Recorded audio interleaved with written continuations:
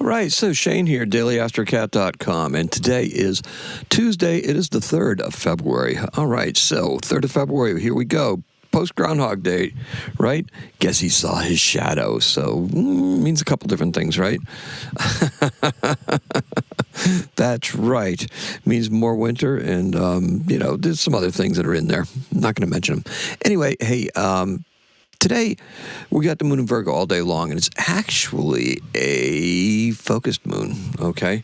So, and it's kind of like a sword, right? A double-edged sword. It's going to cut both ways. The moon is in a very curious place when because she's hitting the points that are going to be important later on in the summer. And right now we're talking about between where Pluto is and where Neptune is. That's just about 60 degrees in there.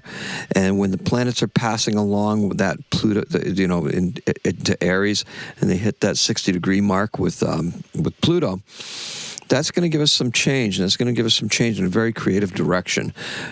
Just as, we have Neptune and Pluto kind of like starting to line up for that, right? Now, this is based on a yod pattern. And those yods have to be pretty precise. You get very small orbs when they're doing their thing. And it takes two things it takes that sextile and it kind of magnifies it at a certain point because it's inconjunct at one point, but then it actually becomes, it resolves itself in that opposite point. And right now we're talking about some point off in Virgo. This is how I like to do a lot of my predictive stuff because those yods seem to be pretty important. And they also give us good points to kind of like judge what we're doing and how we're doing, with Neptune being, very creative and in Aries, and Pluto being revolutionary and in Aquarius. So we've got that going on. So let's talk about some more stuff too. All right, so creativity, this is going to be a super important observation, okay? So for creatives out there, this is very, very important. Neptune's in that first degree of Aries, and that's going to determine the initial stage of where this is heading in Virgo, in the Virgo season as we enter it, right? As the planets and the sun start to enter it. And in Virgo, creativity is rooted in writing and in mastery. Virgo artists are focused, disciplined, and very savvy in terms of their business acumen. We need to borrow just a touch of that diligence and attention to detail for ourselves. For today, even, right? We would also be better off today focusing on health and wellness issues, because that's another Virgo thing. With that focused moon, there's nothing to distract us from how we're feeling about these kind of things right now, except for, that stellium in Aries and Aries, Aquarius, and things like that, right? So today's keyword is actually study, and the color is brown leaves. Now, one of the best work days, this is one of the best work days, and it's good for catching up on the details you may have let slide a little bit. A lot can get done, and we have a chance to use any extra time to really study and evaluate our solutions beforehand. Remember, what's going to be accomplished, remember that will be accomplished with the sun in Aquarius, okay?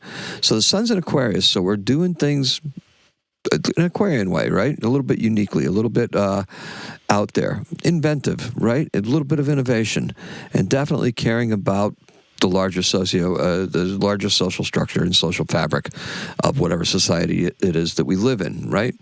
Part of the complete solution needs to incorporate these Aquarian-flavored solutions that are unique, workable, and need to be implemented immediately. All right, so while the moon can be tapped into so as to provide for support for our new creative projects, it's also good for working, because who doesn't love a little extra clarity and focus?